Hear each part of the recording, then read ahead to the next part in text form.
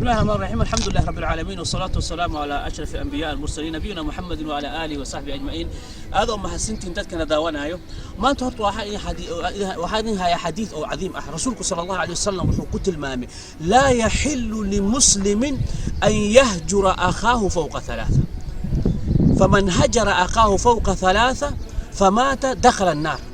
وفي رواية فيلتقيان فيعرض هذا ويعرض هذا وخيرهما الذي يبدأ بالسلام.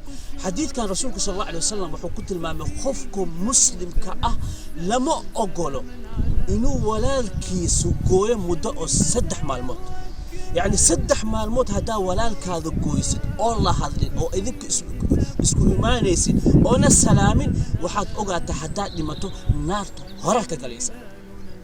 sababku waxa keenay marka rasuulku sallallahu alayhi wasallam waxa way qofku rasuulku sallallahu alayhi wasallam wuxuu ku tilmaamay xadiidka maalin kasto isniin iyo khamiis amalka koraa loo kicina illa laba qofood dhaxdooda oo dhib ku jiro labadaas amalkooda waa xabsi ku jira.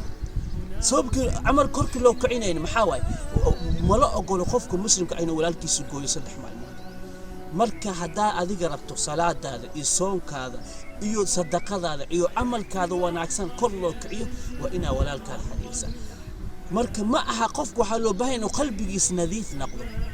ma aha in adiga soontid caloosha inuu soomo caloosha ma soonku muhiim ah. qalbiga hadaa soomanani caloosha soonkiis waxba ma tara.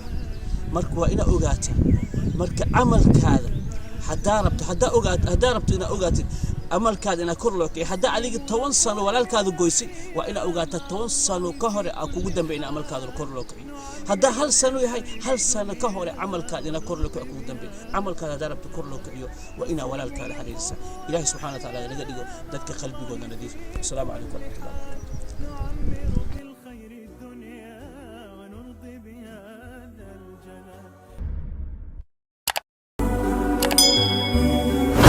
حياتي مع الله أجمل، مع الله تحلو الحياة، وقلبي إليه تبتل صياما دعاء.